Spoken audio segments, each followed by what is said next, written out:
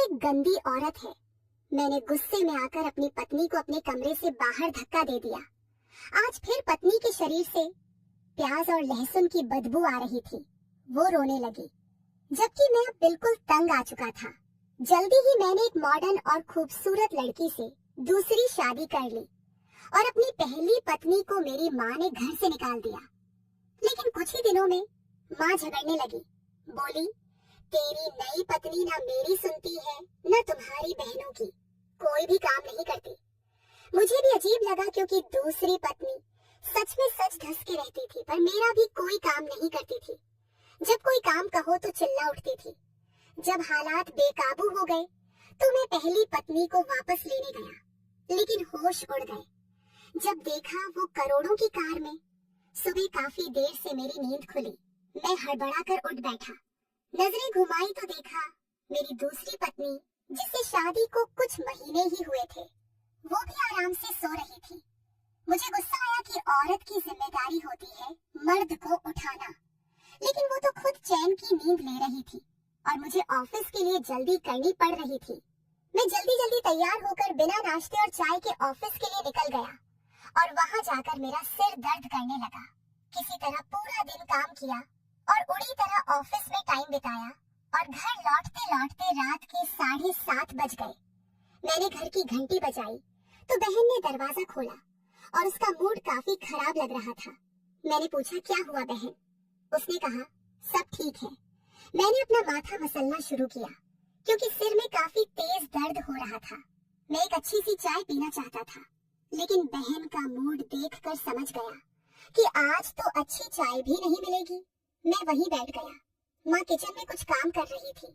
मुझे देखकर पास आई और फिर जब बोलना शुरू किया तो चुप ही नहीं हुई।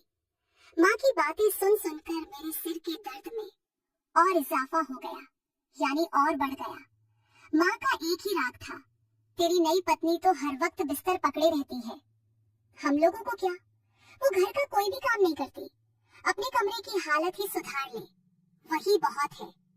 मुझे बहुत गुस्सा आया और माँ की बातें सुनकर गुस्से में मैं अपने कमरे की तरफ गया तो यह देखकर हैरान रह गया कि कमरे की हालत बहुत ही बिगड़ा हुए और खराब थी और मेरी पत्नी आईने के सामने बैठकर अपने चेहरे पर मेकअप पोत रही थी। उसने मुझे देखकर मुस्कुराया, लेकिन इतना भी नहीं किया कि मुझे खड़े होकर पानी ही दे दे। मैं हैरानी से बस उसे देखते रह गया। मुझे खुद ही कहना पड़ा कि मैं बहुत थक गया हूँ, एक कप चाय बना दो। तब मेरी पत्नी ने मेरी तरफ देखा और कहा, आप ये काम पूजा से कह दीजिए, वो बहुत अच्छी चाय बनाती है। मेरे सिर में दर्द है, मैं भी पी लूंगी। मैं उसकी बात सुनकर उसकी शक्ल ही देखता रह गया। तो क्या यह कोई भी काम नहीं करेगी? ना मेरा ना मेरे घर वालों का, यहाँ तक कि अपना भी नहीं। उस वक्त मेरा बहस करने का मन ही नहीं था, इसलिए दिल पर पत्थर रखकर बाहर आया और माँ के सामने हाथ जोड़ दिए। माँ, इस वक्त मुझे चाय बना दो, मैं बाद में उससे बात कर लूंगा। लेकिन आज माँ भी जैसे बहुत गुस्से में थी। उन्होंने साफ इनकार कर दिया। कहा, अब तक तुम्हारे जितने काम थे मैं करती चली आई, अब अपनी मॉडर्न नखरीली पत्नी से कहो कि तुम्हारे सारे काम करे। आज से मैं तुम्हारे हर काम से मुंह मोड़ रही हूँ।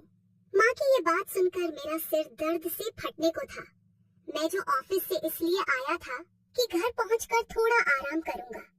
पत्नी, माँ और बहनों की यह लड़ाई झगड़ा सुनकर मेरा दिल चाहा कि मैं वहां से भाग जाऊं, और मैंने सिर्फ सोचा ही नहीं बल्कि कर डाला। मैं फौरन वहां से उठकर बाहर निकल गया। कोई नहीं जानता था कि मैं कहाँ जा रहा हूँ। माँ ने पीछे से 1-2 आवाजें लगाई, लेकिन उसके बाद किसी ने कुछ नहीं कहा। शायद उन्होंने भी मुझे मेरे हाल पर छोड़ दिया था, लेकिन मुझे अच्छी तरह पता है कि मैं कहाँ जा रहा हूँ। मैंने एक ऑटो पकड़ी और उस पते पर पहुंच गया जहाँ मुझे जाना था। मैं अपनी पहली पत्नी को लेने जा रहा था, क्योंकि अब मैं थक चुका था। उसे घर से बाहर निकाला भी मैंने ही था और अब लेने भी मैं ही जा रहा था। जैसे ही मैं उसके गली में पहुंचा, जहां साल भर तक मैंने उसकी कोई खबर नहीं ली थी, मेरे ऑटो से उतरते ही एक कार ने हॉर्न दिया। मैंने पीछे मुड़कर देखा तो तब तक वो कार रुक चुकी थी। उसमें से एक बेहद सुंदर औरत उतरी। जब मैंने उस पर गौर किया तो मुझे लगा कि अब मैं शायद सांस भी ना ले पाऊं। सामने का नजारा हिलाकर रख देने वाला था। मुझे अपनी आंखों पर और खुद पर विश्वास नहीं हो रहा था कि यह सब कुछ सच भी हो सकता है। मैं वही अजीब सी हालत में खड़ा रह गया और वह औरत जो गाड़ी से उतरी थी, धीरे धीरे चलते हुए वह मेरे करीब आई और मुझे एक ऐसी बात सुनाई जिसे सुनकर मुझे पूरा यकीन हो गया कि अब मेरी बर्बादी को कोई नहीं रोक सकता। मैं दिव्यांश इस वक्त अपने घर में चुपचाप बैठा अपने बीते हुए कल के बारे में सोच रहा हूँ। मेरा अतीत कोई बहुत शानदार नहीं था, लेकिन अब जो कुछ भी मेरी जिंदगी में हो रहा है उसे देखकर मुझे अपना अतीत बहुत शिद्दत यानी बहुत गहराई से याद आने लगा था। जब मैंने होश संभाला तो खुद को बहनों के बीच घिरा हुआ पाया, यानी मैं मन्नतों और प्रार्थनाओं से मिलने वाली संतान था, इकलौता बेटा जो माँ बाप की बेहद प्रार्थनाओं का फल था। मुझसे बड़ी 3 बहनें थीं और फिर हमारे रिश्तेदारों ने लगातार 3 बेटियों के जन्म पर मेरी माँ और पिता का जीना हराम कर दिया था। मैं अक्सर अपनी बहनों से सुना करता था कि दादी ने 3 बेटियों के जन्म के बाद माँ को घर से निकालने की पूरी योजना बना ली थी, लेकिन जल्द ही भगवान ने बेटे की खुशखबरी दे दी और माँ सच्चे दिल से हर वक्त पूजा पाठ में लगी रहती थी।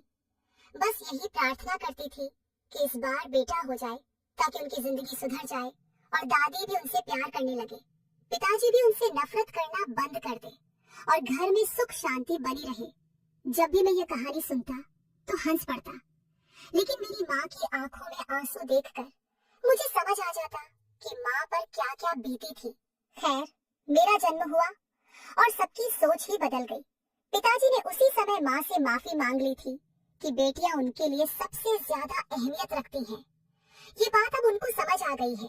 दादी ने भी माँ को माफ कर दिया, जबकि होना तो यह चाहिए था कि माँ दादी को माफ करती। खैर, माँ इस बात के लिए शुक्रगुजार थी कि ऊपर वाले ने उन्हें बेटा दिया, वरना उनकी जिंदगी और भी दुखद और तकलीफों की गढ़ हो जाती और पिताजी भी दादी की बातों में आकर उन्हें तलाक दे देते।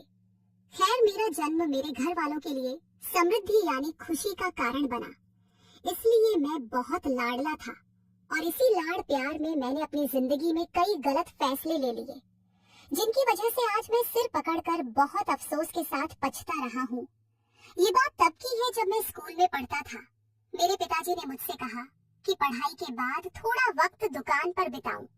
मैं स्कूल में बहुत अच्छे नंबर्स लाया करता था और इसी वजह से पिताजी मुझे समझाते थे कि पढ़ाई जिंदगी में बहुत जरूरी है, लेकिन पढ़ लिख कर नौकरी करने के बजाय बेटा हमेशा अपना खुद का कोई कारोबार करना। उन्होंने नौकरी और व्यापार दोनों करके देखे थे। तब उन्होंने मुझसे साफ कह दिया कि नौकरी एक परिवार का पेट पालती है, जबकि व्यापार पीढ़ियों को संवारता है। मैं उनकी ये बात सुनता तो दिल ही दिल में कहता था कि मैं पिताजी की कहे बात पर जरूर अमल करूंगा। मैं पढ़ने में काफी तेज था, इसलिए पिताजी मुझे अक्सर समझाते थे कि पढ़ाई के बाद थोड़ा समय दुकान पर दो ताकि तुम्हें बिजनेस की समझ हो सके।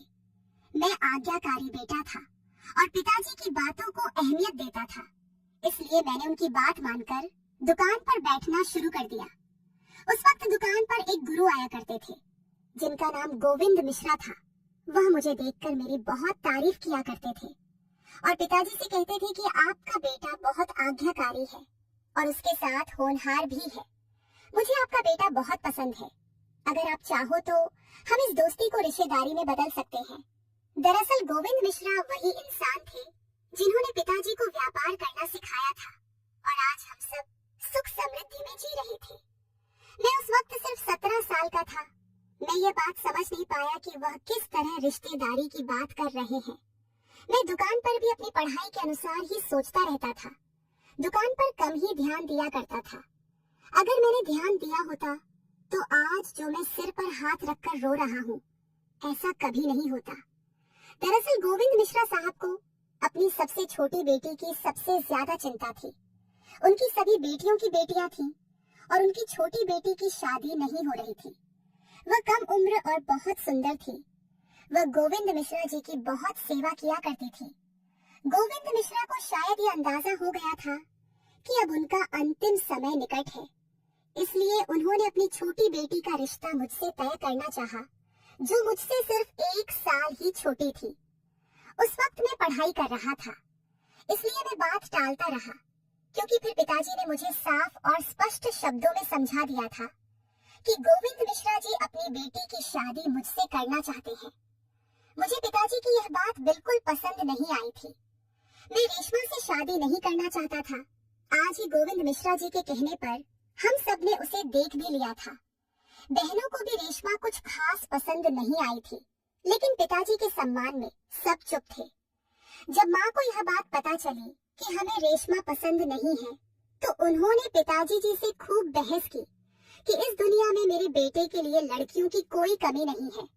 फिर आप क्यों रेशमा की शादी इससे करना चाहते हैं? गोविंद मिश्रा से कहिए कि वह किसी और को अपना दामाद बना ले। अगर उन्होंने आपके व्यापार में मदद कर दी है और आपको व्यापार से संबंधित कर्ज वगैरह दिया है, तो इसका मतलब ये नहीं है कि हम उनकी बेटी को अपनी बहू बना लें। पिताजी अब सोच में पड़ गए थे। मिश्रा जी ने पिताजी पर बहुत उपकार किए थे और वे उपकार पिताजी अक्सर माँ से भी छुपाते थे। हर मुश्किल समय में गोविंद मिश्रा जी ने ही पिताजी का साथ दिया था।